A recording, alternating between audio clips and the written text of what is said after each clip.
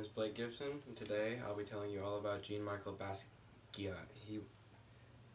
Jean was born in Brooklyn, New York on December 22nd, 1960.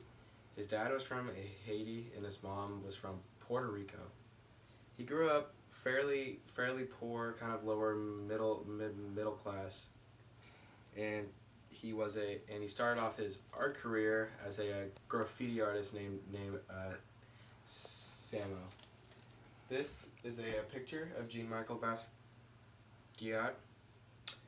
He used to make postcards on the streets, and he would make sweatshirts that were all custom, and he would sell them to various people on the streets, which is partly of the reason why he rose to fame so quickly. He gave Andy Warhol a postcard that he made in a club, and that actually caught the attention of a man named Diego Cortez.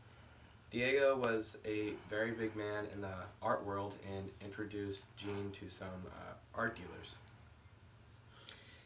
And while he was blowing up, he met someone named Glenn O'Brien. Glenn and Jean became very quick friends, and Glenn had a show called TV Party on cable in New York, and he would feature Jean on it. In 1980, after he got introduced to all the art dealers, Jean took place in a art show called the Times Square show, and his art was greatly appreciated and people liked it a lot. And after he was in the art show, he was actually casted in a movie that was loosely based off his life and the downtown art scene. Because Jean was a very big character in the Blackerites, he was able to really put his personality out there. The movie was called New York Beat.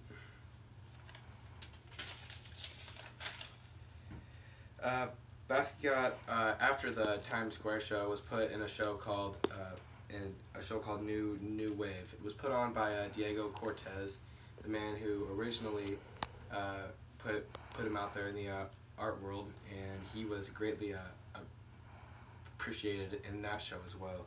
It's really kind of what made him a big-time artist, what actually made him like on the same level as Andy Warhol at the time. Jean had many famous artworks. I'd say his most famous artwork was called Untitled, and he painted it in 1981. And at a auction, a Japanese billionaire bought it for $110.5 million. It kind of showed violence and oppression that took place in the U.S. at that time. Hollywood Africans is another one of his very most famous paintings.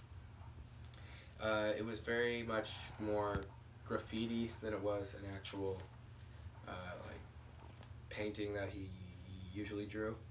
He had words like "pawpaw" and "gangsterism" wrote on it, and he would mark them out, and it kind of denoted racism in his paintings. There was another painting he had called A Portrait of Glenn, and if you remember, he was very good friends with a guy named Glenn O'Brien.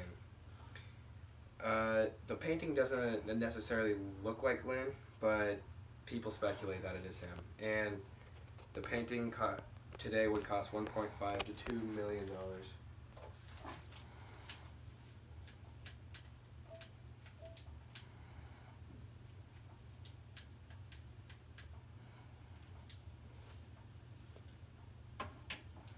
Here is the Untitled painting. It's the one that sold for $110 million by the Japanese billionaire.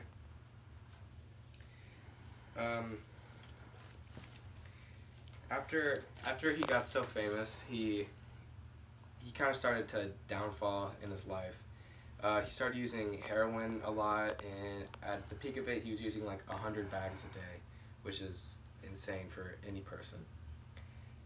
He tried to get help. He went to Hawaii and tried to get sober. Left the New York party scene, and his friends were worried, and they tried to help, but really, he was too far gone. The fame got to him very quickly, and he spent a lot of time with Andy Warhol, which was a very big drug abuser. And Gene died at the age of 27. He overdosed by mixing cocaine and a pill, and he had a closed casket funeral, and his dad only invited a few of his very close friends. And today, Gene's artwork is still greatly appreciated by the art community, and he's one of the most famous, most influential artists of all time.